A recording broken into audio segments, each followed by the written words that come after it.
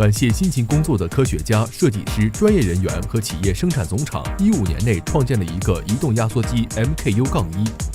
发展现代天然气行业，在俄罗斯和俄罗斯邻国带来很多经济效益，但也带来了一系列的问题。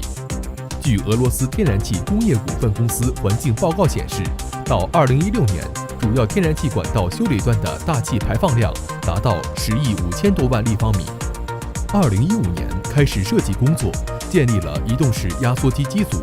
用于抽取天然气管道维修段的天然气。由于科学家、工程师、技术人员和产业的复合型企业试点的紧张工作，移动压缩机 MKU-1已经在1年半之内完成。在2016至2017年之间，移动压缩机的安装在 Gazprom-Transgas 喀山的积极支持下顺利完成。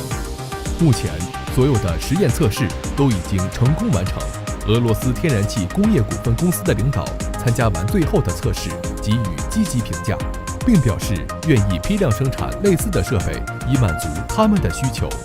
为了批量生产 MKU， 生产作品那个综合体计划使技术现代化，提高劳动生产率。为此目的，技术改造计划已经制定到2019年。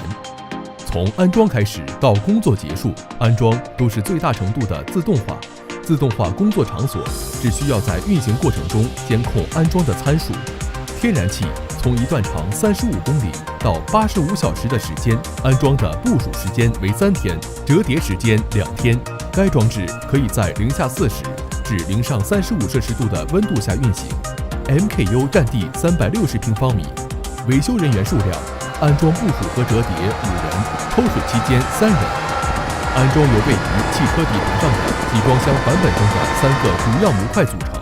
：1、联合机的模块；2、小气系统模块；3、辅助系统模块。例如，每年排放到大气中的气体量足以向摩尔多瓦等州供应1年的天然气，但它不仅是巨大的经济损失，这是一个严重的打击与加强温室效应相关的地球的生态系统。与 PAO 密切合作，专家和投资者的努力将使天然气工业股份公司从释放到大气中的天然气中获利，并让我们的地球更清洁。与天然气工业股份公司密切合作，专家和投资者的努力将使从释放到大气中的天然气中获利，并让我们的地球更清洁。